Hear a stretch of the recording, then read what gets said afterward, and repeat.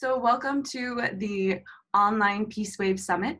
We're really excited to introduce to you, we have Marilyn and Leslie, Marilyn Turkovich from the Charter for Compassion, and Leslie Meehan on this incredible panel of really they're both representing this amazing bridge that's happening all over the world.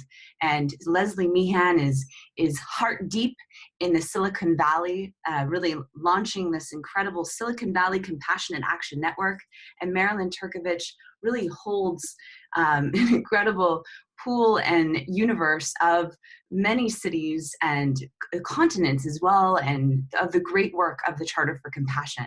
That's very embedded in our work with the Compassion Games. We work a lot with the Charter, so it's really wonderful to be here with all of you and with John. And would you like to ask the first question? Well, let's ask Marilyn. So Marilyn, do you think it's possible to create peace on Earth by 2030? Okay, 2030 is tomorrow. I have high hopes, and I just wrote a newsletter last week and said, I'm pretty convinced that the majority of individuals who live in the world are people of hope. And if we didn't have that hope, it would be almost impossible for us to get out of bed in the morning and put one foot in front of the other. And so, you know, while I look at the glass as half empty or half full, depending on the circumstance, I think peace on earth requires us by 2030 to make certain that the glass is overflowing. And so how do we do that? And, you know, how do we get people to change their story from one of doom and gloom or one of it's always been like this to the fact that yes, we're going to have peace by 2030. So, you know, it's a psychological change, and by being a psychological change, it's also a movement change. And so that's our big challenge. All right. So what do you think stands in the way? I wanted to be facetious for a moment and say fake news. But I think that what stands in our way is the fact that we don't have individual dialogue with one another. And by not having that dialogue, what happens is that we continue to exist and maybe not even work in silos. And so, you know, I think dialogue, collaboration at all levels, you know, from the grassroots organizing to the people who might be very much in quotes in power, but who are really servants of the people. That dialogue is really very necessary and doesn't happen at all. Well, can you imagine a way that it would? How would we get that dialogue to happen? Well, I think that, you know, we have a model with Compassionate Cities that we want very much for people to start at the grassroots level, to get that conversation going, to figure out what is most grave as an issue within our community. And then once, you know, that conversation begins, is to make certain that everyone possible is at the table. That it's intergenerational, interracial, interethnic, etc. And then, you know, start to have that dialogue extend to different potential partners in the community, and then especially within City Council. You know, I just had an experience a few months ago. I was invited to Bend, Oregon, and they're considering being a compassionate city. And they did something very interesting. They said, we want to have a meeting with 40 individuals and or organizations who could really not only contribute to the conversation, but understand the importance of compassion as action and really name the challenges that we have in the city. And so, you know, they invited the police department and sheriff's department, educators, business associations, people from local government, and homelessness centers, etc. And they made it an invitation, and ironically, I think out of the extension of 40 invitations, they got 38 people. And the amazing thing was that as we worked our way through the day, we decided that what we would do is have an activity where people would really get to the point of talking together in groups and to decide, what were the most pressing problems we had as a community. I swear it must have taken 20 minutes before they identified those issues, and then all of a sudden they were eager to start, moving forward and addressing action plans. So I think that that's part of what it takes. It takes talking to your neighbors, having those wonderful living room conversations that Joan Blades has put together for us as an example. And then really inviting, a cross-section in and having that dialogue and making certain that everyone's involved that you possibly can have involved. Beautiful, beautiful. That's so great. Thank you, Marilyn. It'd be great to hear from you, Leslie. What is your take on this question? Do you think it's possible, Leslie, for us to create peace on Earth by 2030? Can we do this? Well, I think Marilyn and I are sisters here who have just met, because I feel the same way, that 2030 is tomorrow. So, my engineering analytical brain says, that'll be something. But the heart in me is really inspired and encouraged by the kind of global awareness and commitment to peace that I'm seeing in several ways just in the last 15, 20 years that have never happened before on planet Earth in my experience and knowledge. It was the story of the humans seeing the Earth from space for the first time, in this generation, is just blossoming into, global charters like the Charter for Compassion and the Earth Charter. And on a governance perspective, the UN Sustainable Development Goals they're new and emerging, but they're a great leap forward in, humanity from my experience in working with them. They're becoming, like the Charter, a way for people to declare what's important to them and create goals and indicators that are meaningful and tangible that we can work together on. The Compassion Games is another great networking platform to help us work together. And that, for me, is, I agree with Marilyn too, that relationships are the heart of it. Talking with each other, dialogues, both one-on-one as people, getting to know each other across the world and building those human relationships. One of my mottos is that the solution to climate change is relationships, it's love. And the partnership, collaborating as organizations to create the systems that we need, that's another part of it. It's compassion and collaboration. Yeah. And I know you both know we're launching the Synergized Impact Network Exchange during this summit to just bring forth a structure such as that, where we can have a place we learn together and gain the insights and strategies and tools. So it's perfect you mentioned that. Okay, given that you see it's also relationships and communication, what do you think stands in the way of making that happen?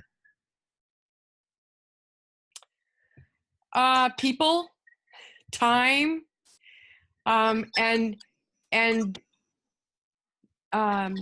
the new level of connectedness that we have as a species across the globe. This is really an important leap in evolution of humanity. What I call, we're moving from Homo sapiens, which means that we know that we're descended from the apes. That's literally what what it means. And I say that we're becoming Holo sapiens, people that know that we're part of an interconnected whole. And that is an evolutionary leap. It doesn't happen overnight. The internet's a big part of it. The charters and the Sustainable Development Goals are other evidence that this is happening.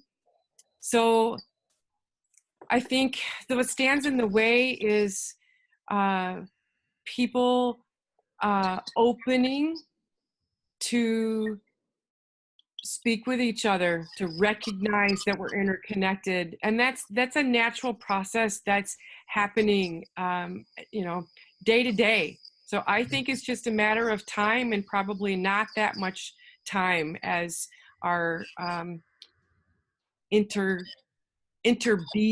becomes more and more a part of who we are as people.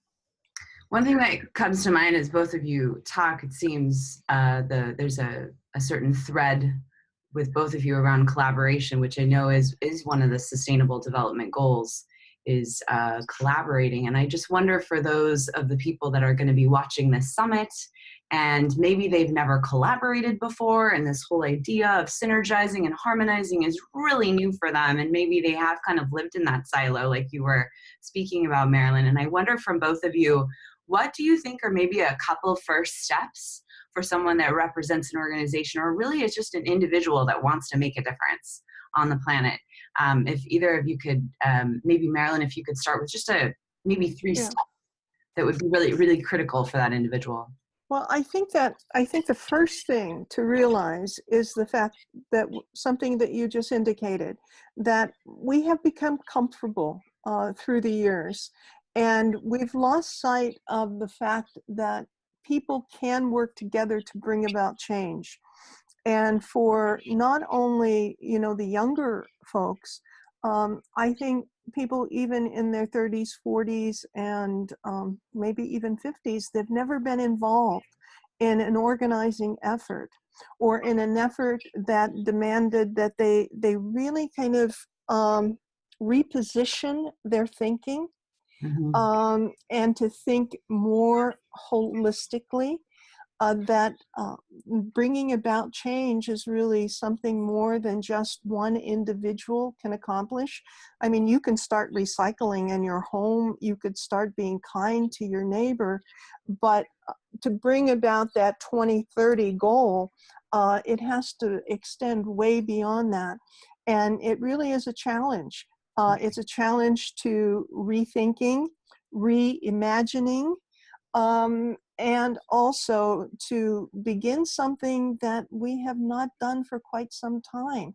And that is really getting out there and challenging the status quo, and providing some insight, strategic thinking, and an ability to have the courage to be imperfect. I'm stealing that from Adlerian psychology, but it's really essential that you really do display that courage. And then, as you set forth, the ability to listen to, what others are thinking of what you're doing, and really listening so that you can incorporate others into your group. So I think that, while starting small is really important, I think that whatever you choose to do, you do it with passion. I love our Compassionate City folks in Mexico, because their motto is con pasión, that you do this with passion. And so that if it's climate change, if it's dealing with water rights, purity of water, if it's dealing with equality of education, or most importantly, to stand in solidarity with people who are coming into our country and are in detention and what appears very much to be concentration camps for young children, that we do this with passion, and everything is interconnected, so that, no matter which one of these goals that you have in mind that you really want to work on, can you think of a way that it does not impact on something else? It's almost impossible. And so, you work oftentimes with the most serious problems that are in your vicinity. But, like right now, I honestly feel that our most serious problems, it's almost like if we could have a global scream and get out there, and the whole world would scream in solidarity with Syrians and the plight of their country, and the flight of their refugees, and that we would scream for the rights of people crossing into our borders and not being detained, and children not being pulled away from their parents. And we could scream on so many issues. And I know that we've done thunderclaps, but maybe just at 1 hour, no matter, any hour that we choose, that we would just really take this universal effort to let people know, because I truly understand that when we bring compassionate people together, compassionate celebrations. I was just in Fayetteville, Arkansas, where they were celebrating the Charter for Compassion, and there were just lots of people in the room. The one thing that I kept hearing is, I didn't know how many people were involved in all of this good work. And that happens over and over again. So I think a global scream is what we need. Yeah, that is I love exactly that idea. what science Maybe is with some about. dancing. Could we dance a Yeah, dance. Yeah. That's a beautiful example of a synergized impact. And Yes, actually, I love a it's global scale. Leslie, I know she's connected to the Gaia Field project. I think I just saw something, and which is so exciting to me as a dancer, that there is a ecstatic like dance thing that Gaia Field project is heading on. But Leslie, what are your thoughts of, like, 3 steps, maybe 4, I mean, however many steps, but for that individual that's really kind of new in a lot of this and maybe hasn't discovered that they're a Homo sapien yet? How would you support it? What would be those steps for that person? Along the lines of what Marilyn said, the first thing is to realize that you can still keep living your life. This is not that you have to, quit your job and go off and do something radical. You can be an amazing change agent in the world by taking, a little bit of your time to do a couple things. First, I'd start out by learning. Surf on the internet to find out more about some things that you're concerned about, or that you care about, that you're passionate about. Just spend, an hour or 2 a week doing that.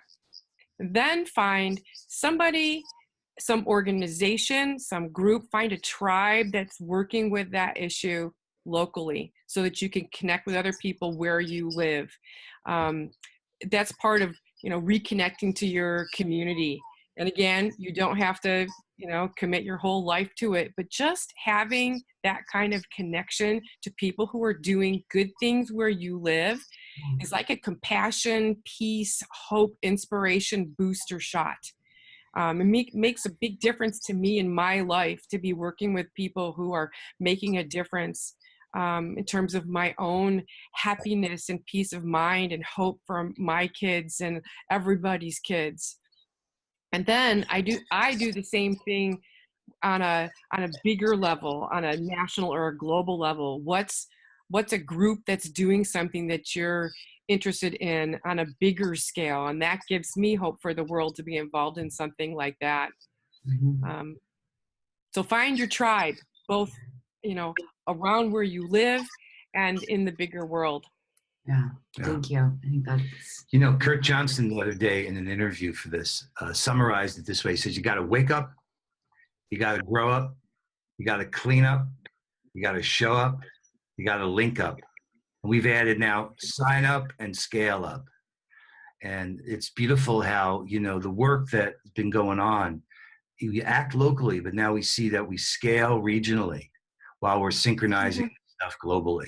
Mm-hmm. And we're learning. We really are. There's a wisdom and an understanding about how the good work that starts from within can be shared locally within our communities and can grow around the world. Yeah.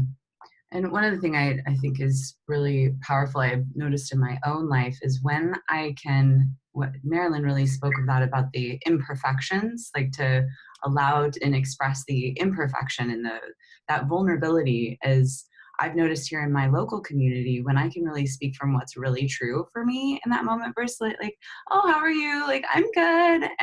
But that like actually being really true, it does deepen the synergy of what's possible in my local community when I'm actually able to like really be honest about what's hurting, or, you know, like the scream that you're talking about. It's like, yeah, that's actually what's true for me. Well, you know, Karen Armstrong said it well. We said about a compassion city is an uncomfortable city. Yeah. Therefore, it takes these courageous conversations to really get to the real truth of the matter. And an intimacy with our community. So that. Yeah.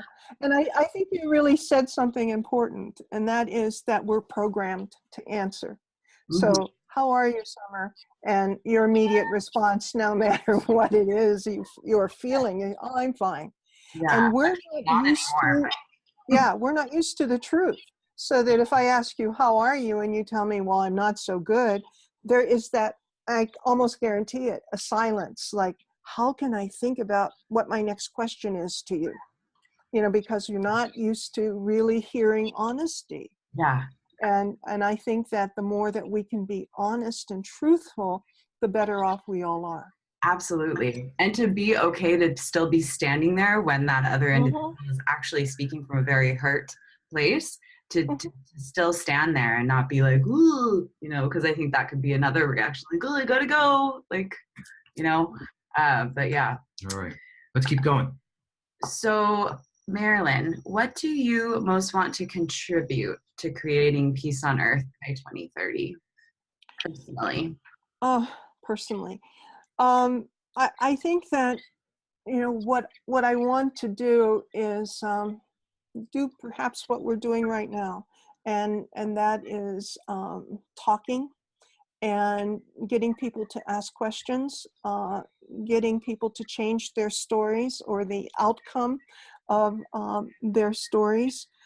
I think it's really important for the charter because it has become so big. And I don't want to say that it's impersonal, but we need to find ways that people can talk with one another, mentor one another, challenge one another, share. So right before this presentation, Leslie was talking about all the things that are happening in Silicon Valley.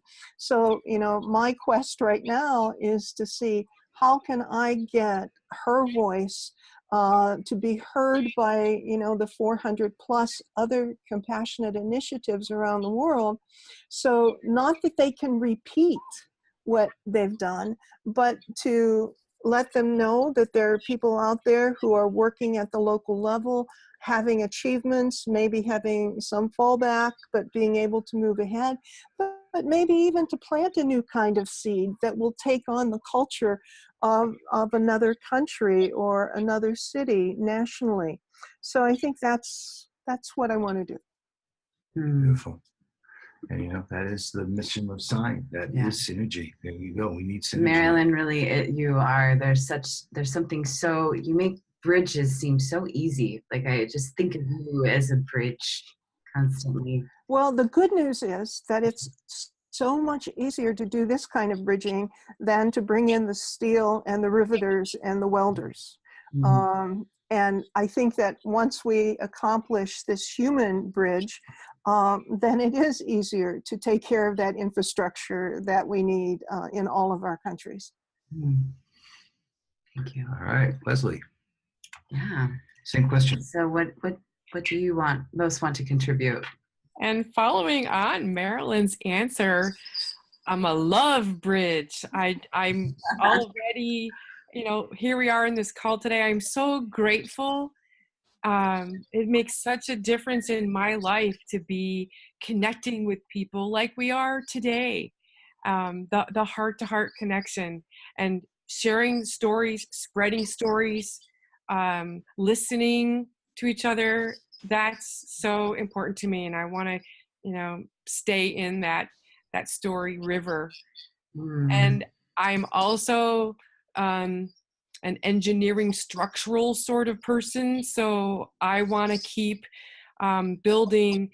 Another one of my mottos is think globally, act locally, collaborate regionally, and networks. So continuing to build structures with other people for new kinds of networks where people can connect from the heart and the tools to do that, like the Zoom call that we're on now. What an amazing thing. We didn't have this 20 years ago. Yeah. And the Facebook connections that Sign has, I mean, that's a whole new world. And it's a whole new way of seeing each other. We don't have to just be listening to the broadcast news. We can be listening and drinking in love stories across the love bridge about how we can create the world that we all want to live in for ourselves and our great grandchildren of all species to thrive. You know, that's so moving, Leslie. Just yesterday, I came across something Patricia Ann Davis taught me. And the notion is a love currency embassy. She's a Navajo, for those that might not know. Medicine woman. Really, that's the how do we reframe, go from this win-lose transaction patterns we're in to win-win leadership. Say that to again. Co-creative. What was that? It's love currency embassy.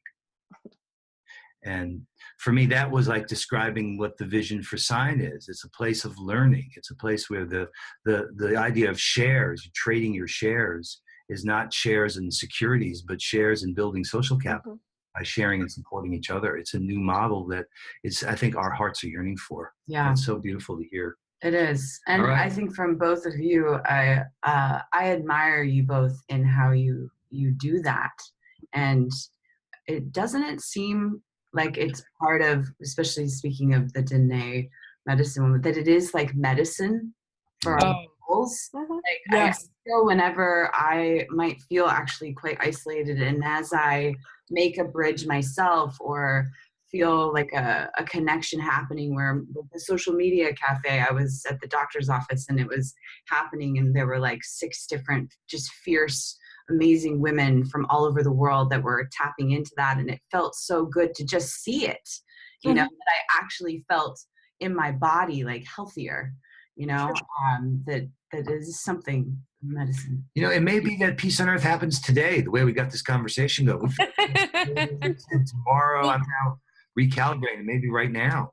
Well, if Leslie can start with this next one, especially in light of this beautiful weaving of Marilyn and Leslie together representing the charter, and you've got some incredible blossoming work happening in the Silicon Valley in California. It would be really great to hear, what do you most want for your organization to creating peace on earth by 2030? And it'd be great to hear of what you've got going on with Silicon Valley.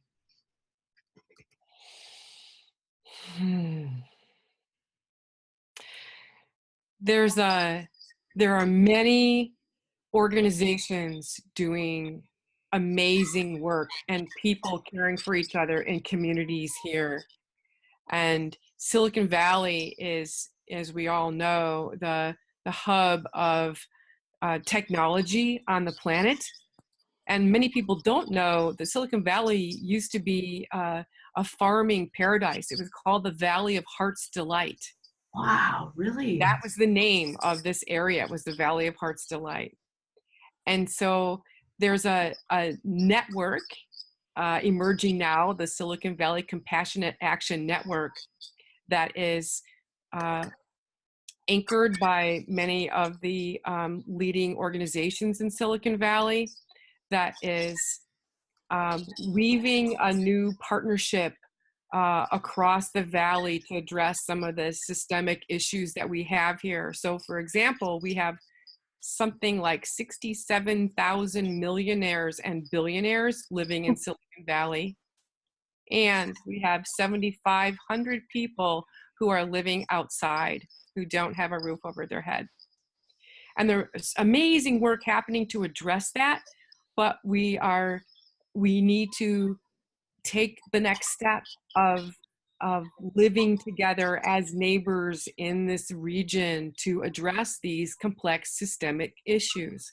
And I'm very excited for this to tap into the creativity and the innovation and the heart of Silicon Valley to do that. And we're using lots of tools that grow out of the valley, like Facebook and Zoom, and Shareable is an organization that lives here. Stanford has a lot of programs here. So just the opportunity to weave the best of the best and have a place where there is no poverty and there is zero hunger and everyone has a roof over their head. I'm just so inspired by that. Fabulous. And then what is the name of it? It's no one sleeps. No one lives outside. No one lives outside. That's great. Yeah, that is the motto of Destination Home, which is one of the leading public-private partnerships here in the Valley that is doing amazing work along with many more. And we're excited to support them. And Santa Clara County is the first county in the world to officially sign the charter. Is that right? The Charter for Compassion? First county? So we believe, and we're happy to take a challenge from any other county that says that, no, we were first. You might have to. I ran into this in Leiden with the mayor there who said, wait, I didn't know Seattle was the first. We thought we were the first to sign the charter. So Leiden in Netherlands, we kind of agreed there could be two firsts. That became. Yeah, let's have many firsts. And that's really that's what partnership is about. That's what multi-stakeholder co-leadership is about. We all need to be first in our own lives and to link up our arms to be first together with creating peace on earth. And peace on earth begins within us. You know, that used to be just like words to me, but in doing all of this peace building work, I wanted to say I have the same experience that Summer has had of being happier in my own life and more peaceful in my own life by being part of tribes that are doing the work to build a peaceful world that builds peace within me and within my family. And my children are also kind of going, aha, they're leaders themselves. And my daughter just told me for Mother's Day, she says, Mom, you and the work that you're doing are giving me hope for the world. And to hear that really makes me smile. What a Mother's Day gift. Yay. Yeah. All right. Got a few more minutes. Let's hear from Marilyn. Well, Marilyn, it would be great to hear of what you would most want to contribute. I feel want your organization. Yes, the Charter for Compassion, especially, in light of, I think what something Leslie's saying as well about that need to work together. And it's how does the Charter do that? I imagine with other cities out there, connecting them. My guess right now is that in listening to Leslie, I have at least 2, if not 3, links so that we can build bridges. One is a community in Fayetteville called 7 Hills, who are really committed, along with the Charter for Compassion in Fayetteville, to provide housing for people.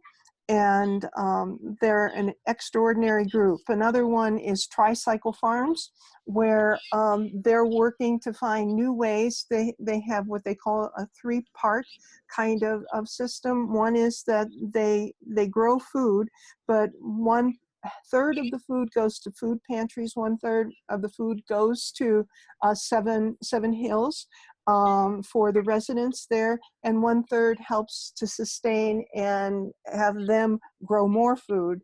And so that's pretty darn exciting. One thing that, I love this whole saying, no one lives outside. And at that big celebration in Fayetteville, I'm not going to say they were honored guests, but they were a family that Fayetteville took care of and are taken care of. They're from the Congo, and they made it possible for them to be there. They made it possible for them to have a home they found them jobs, and it was really interesting because the children were calling the Compassionate Fayetteville team Mama and Daddy, and it was just lovely, to see that, and to think about the fact that, as we grow and experiment and have success within our own community to reach out, and we all have that potential, either through sister cities, twin cities, or through organizations that are very similar to our own, or who are doing, similar work. And I also ran into a person who is trying to pull together a homeless coalition. So that's another bridge building thing that the charter does constantly, every single day, is as we hear stories from one another, that we extend, what do you call that with the bridge, when you have a bridge and it has the pull back and forth, that we can really offer that, because of the fact that, as I said, that we continue to grow, people continue to contact us, and I think that's because they are so anxious for a peaceful world. So I'm thrilled by that, and there's so much work, as Leslie knows, and John and Summer, that needs to be done. Yeah. And such great power to share what is working, right? Like that's what I hear too, as you're talking about some amazing connections for Leslie brewing in Silicon Valley, that, these different places can be resources for each other, which is exactly what, the sign is about too, is it's like this idea that it's so much better when we share. And I'm actually headed to Greenland to be with this Eskimo elder to melt ice in the heart of humanity. We're going to bring some of that water that we melt to Silicon Valley to nurture the hearts of the valley there. I mean, there is a kind of a rising up awareness that this is the moment, and we do need to make the change in our behavior. It's not just awareness, it's really our behavior. And it's also not the ice that's not going to be melting, like, to make it worse on the planet, by the way. It's just more of a ceremony thing around the melting of ice. Just to clarification, that's, we're not adding the climate change by melting all the ice. We're going to leave plenty of ice there, but we're working on melting the ice in the heart of humanity. Well, it'd be really great to hear too, just as we kind of come to an end of our incredible time with both of you.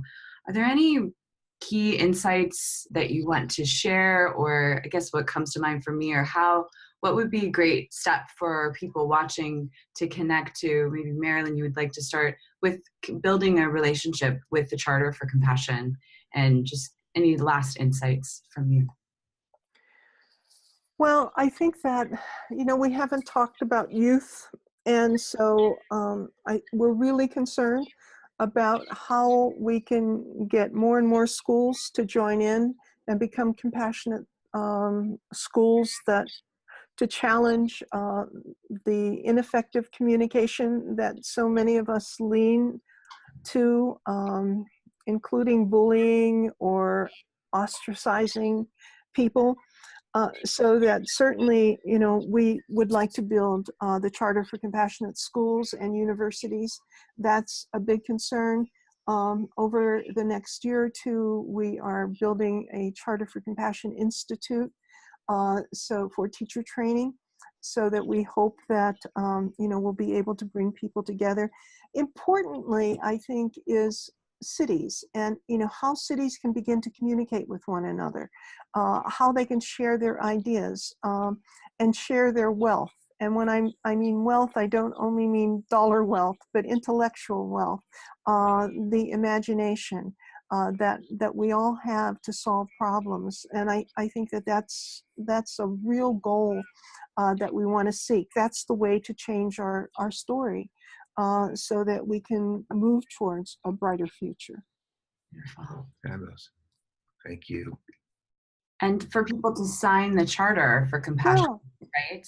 Yeah. Be a good call to action, I can imagine. A good starting point. Yeah. Just come to the Charter website, charterforcompassion.org. Great. And on that front page, you'll be led, I hope, to the destination of affirming the charter, but learning more about anything from the Compassion Games to being a partner to the charter to thinking about how to start a city initiative. Right. And isn't there, I'm just thinking too of the individual that might start to go into that world, that they can see all these different great categories of all the categories of making great change. They can go right into that and see already the organizations that might already exist as a way to search for where to begin. No, it's a deep that site. could be a really great place. So yeah, we'll make sure that that's a link for people to connect. Great, thank you. Thanks, Marilyn. Any other key insights you want to share, Leslie, on how we can work together to create peace on earth by 2030? Get involved with the Charter for Compassion. Get involved with Compassion Games. Starting from the heart is so important. It's been a lifelong journey for me to connect the head and the heart. And if you want to stay in touch with what ends up exciting things end up happening in Silicon Valley, there's a Compassionate Silicon Valley page on the Civic Council website. It's sivicouncil.org. And there's also a national website for the Thriving Resilient Communities Collaboratory, which I'm also a co-steward in. That's thrivingresilience.org, and that can point you to many of the organizations across the country that also have regional and local hubs, and lots of great information there. That's a great knowledge hub.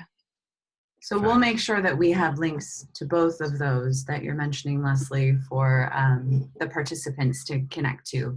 So thank you so much for this very special time and from the online Peace Wave Summit. That's right. So we're playing Let's Make Waves.